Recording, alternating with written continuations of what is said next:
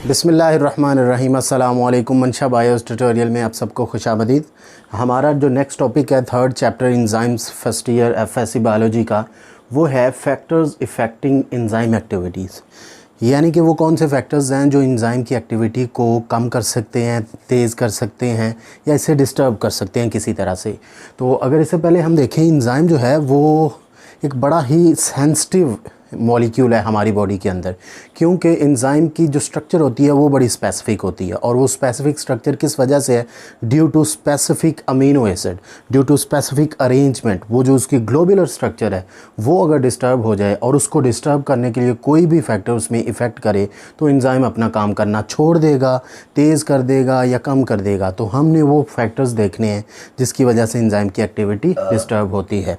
अब एंजाइम की एक्टिविटी जो डिस्टर्ब होती है, इसमें सबसे पहले है एंजाइम कंसंट्रेशन।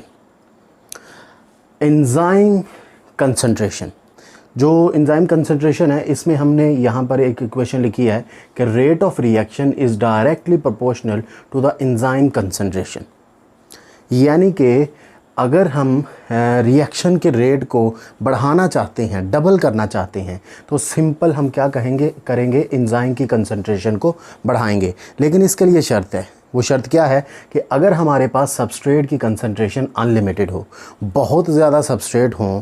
तो ये एक हमने एग्जांपल लिया, सपोज़ किया है कि बहुत ज़्यादा सबस्ट्रेट हैं, तो डेफिनेटली हर सबस्ट्रेट के लिए हमें एंजाइम चाहिए। तो जितने सबस्ट्रेट हैं, अगर एंजाइम कम हैं तो एंजाइम को बढ़ाते जाएं, हम रिएक्शन को बढ़ा सकते हैं। जैसे इधर हमने एक तख़य्युली स्ट्रक्चर बनाई है, ये ब्लू कलर से जो बनाए हैं ये सारे के सारे सबस्ट्रेट हैं। हमारे पास अनलिमिटेड सबस्ट्रेट बहुत सारे। अब एंजाइम की कंसंट्रेशन कम है, इसका मतलब है कि ये एंजाइम है तो इसकी एक एक्टिव साइट है, ये एक्टिव साइट इस सबस्ट्रेट के साथ अटैच होगी। तो इसका मतलब है 1%। अगर for example rate of reaction है तो इसको 1 से 2% करने के लिए, डबल करने के लिए हमने क्या किया, एंजाइम की कंसंट्रेशन बढ़ा दी। तो 2 से 3% करने के लिए हम क्या करेंगे, मज़ीद एंजाइम की कंसंट्रेशन बढ़ा देंगे, तो ये 3% हो गए। इसी तरह से अगर हम चाहते हैं कि एंजाइम की एक्टिविटी बढ़े, रिएक्शन रेट बढ़े, तो हम क्या बढ़ा रहे हैं, एंजाइम की कंसंट्रेशन। तो एंजाइम कंसंट्रेशन जो है, इसका इफ़ेक्ट ये है कि अगर अनलिमिटेड सबस्ट्रेट हैं तो एंजाइम कंसंट्रेशन बढ़ाएं, रिएक्शन को ऑटोमेटिकली आप बढ़ा सकते हैं। दूसरा फैक्टर है सबस्ट्रेट कंसंट्रेशन। अब ये उसके बिल्कुल उलट है, और इसमें हम कहते हैं कि अगर आप रिएक्शन रेट बढ़ाना चाहते हैं तो reaction rate is directly proportional to the low substrate concentration. कि हमारे पास सबस्ट्रेट अगर फ़र्ज़ करें कम है, फिर हम सबस्ट्रेट कंसंट्रेशन को बढ़ाएं तो हमारा रिएक्शन जो है वो बढ़ेगा, रिएक्शन रेट। लेकिन उसके लिए भी एक लिमिट है। जैसे ये सबस्ट्रेट कंसंट्रेशन है हमारे पास कम है, एंजाइम हमारे पास लिमिटेड है लेकिन ज़्यादा है।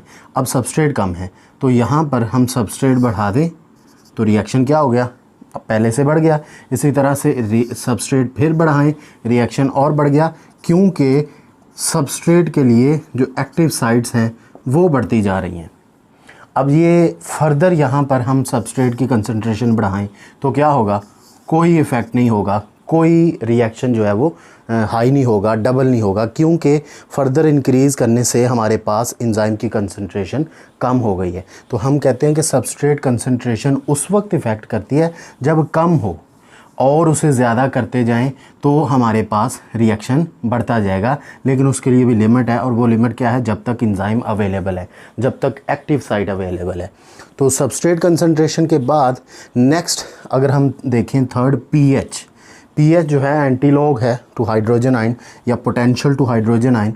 जो पीएच होती है एसिडिक होती है या बेसिक होती है। जितने भी एंजाइम हैं हमारी बॉडी के अंदर, वो हर एक की एक स्पेसिफिक पीएच है। उसने एक स्पेसिफिक ख़ास पीएच पे काम करना है, और उस ख़ास पीएच को हम कहते हैं optimum pH, narrow range of pH, जिसके ऊपर एंजाइम एफिशिएंटली काम करता है, उसे हम ऑप्टिमम पीएच कहते हैं। तो हर एंजाइम ने अपनी ऑप्टिमम पीएच पे काम करना है। अगर पीएच माइनर सी भी चेंज हुई, थोड़ी सी भी चेंज हुई पीएच, उसकी वजह से जो एक्टिव साइट है वो आयोनाइज हो जाएगी, उसके एटम आयोनाइज हो जाएंगे, इवन के सबस्ट्रेट भी आयोनाइज हो सकता है।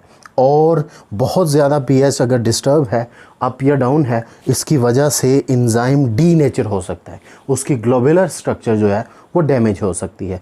इसलिए हम कहते हैं pH एक ख़ास रेंज है जिसके ऊपर एंजाइम ने काम करना है। जैसे कि पेप्सिन है, ये 2 to 3 pH के ऊपर काम करेगा, ठीक है। इससे अप या इससे डाउन करेंगे तो इसकी एक्टिविटी में फ़र्क आएगा, इसके मॉलिक्यूल्स एटम जो हैं एंजाइम के वो आयनाइज होंगे, इवन के डी नेचर हो सकते हैं।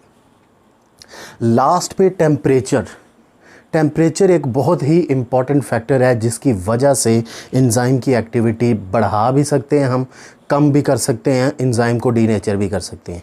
जैसे कि आप देखें कि एक छोटा बच्चा है, उस बच्चे से हमने काम करवाना है, स्टूडेंट है, तो टीचर एक हद तक अगर सख्ती करे तो इसका मतलब है वो जो बच्चा है वो अपना काम डबल कर देगा। थोड़ी सख्ती और बढ़ाए वो काम और अच्छे से करेगा, मज़ीद सख्ती बढ़ाए वो मज़ीद अच्छे से काम करेगा, लेकिन एक हद तक वो सख्ती को बर्दाश्त करेगा। उस हद से ज़्यादा आप सख्ती करेंगे वो बागी हो जाएगा, वो या तो आपके सामने खड़ा हो जाएगा या वो पढ़ना छोड़ देगा।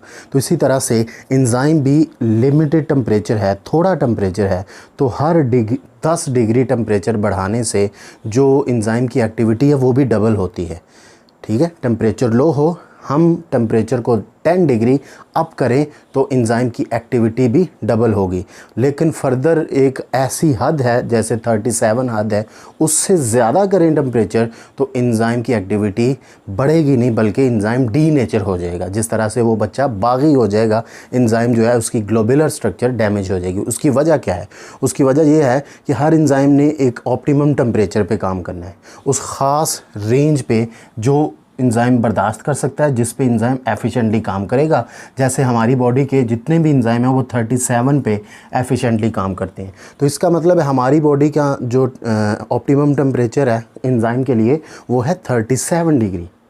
और हम अगर रेट को बढ़ाना चाहते हैं तो लो टेम्परेचर हो तो हम एक ख़ास लिमिट तक टेम्परेचर बढ़ाते जाएं, हमारी एंजाइम की एक्टिविटी बढ़ती जाएगी। जैसे 10 डिग्री टेम्परेचर है तो एंजाइम की एक्टिविटी 1 पे है, 20 डिग्री है तो एंजाइम की एक्टिविटी 2 पे है, यानी कि वो एक्टिविटी डबल हो गई, रेट डबल हो गया।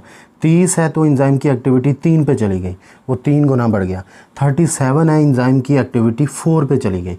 लेकिन इसके बाद मज़ीद अगर आप टेम्परेचर बढ़ाएंगे, एंजाइम की एक्टिविटी बढ़ने की बजाय कम हो जाएगी, यानी कि एंजाइम डीनेचर हो जाएगा, एंजाइम डीनेचरेशन की तरफ चला जाएगा। इसकी वजह क्या है कि जब आप हाई टेम्परेचर देते हैं नॉर्मली तो इसमें एक्टिवेशन एनर्जी मिलती है, एंजाइम जो है वो अच्छे तरीके से एफिशिएंटली जल्दी से सबस्ट्रेट को प्रोडक्ट में चेंज करने के लिए वो एक्टिवली काम करता है।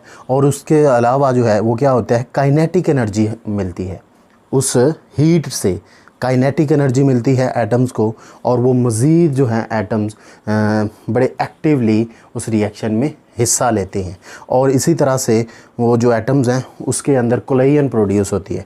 लेकिन अगर बहुत ज़्यादा आप हाई टेम्परेचर देंगे तो एंजाइम के जो मॉलिक्यूल हैं, एंजाइम के जो एटम हैं वो कोलाइड करेंगे, आपस में कोलैप्स कर जाएंगे, टकराएंगे, वो बहुत ज़्यादा वाइब्रेशन उनके अंदर होगी। इवन के एंजाइम जो है वो डीनेचर हो जाएगा, उसकी ग्लोबुलर स्ट्रक्चर डैमेज हो जाएगी, वो गोल शक्ल में नहीं रहेगा, ठीक है। तो हाई टेम्परेचर बहुत ज़्यादा देंगे तो इससे डीनेचुरेशन का ख़दशा है। तो एक ख़ास हद है, जब तक आप टेम्परेचर बढ़ाएं तो एंजाइम काम करना भी बढ़ाएगा, और वो है 37।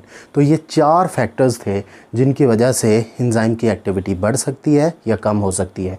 एंजाइम कंसंट्रेशन, एंजाइम बढ़ाएं तो क्या होगा, वो एक्टिविटी बढ़ेगी। सबस्ट्रेट कंसंट्रेशन, सबस्ट्रेट बढ़ाएं तो क्या होगा, एक्टिविटी बढ़ेगी।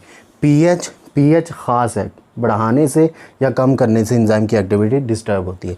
लेकिन टेम्परेचर अगर कम है तो ख़ास हद तक बढ़ाएं तो एक्टिविटी बढ़ेगी, उसके बाद एंजाइम क्या हो जाएगा, डीनेचर।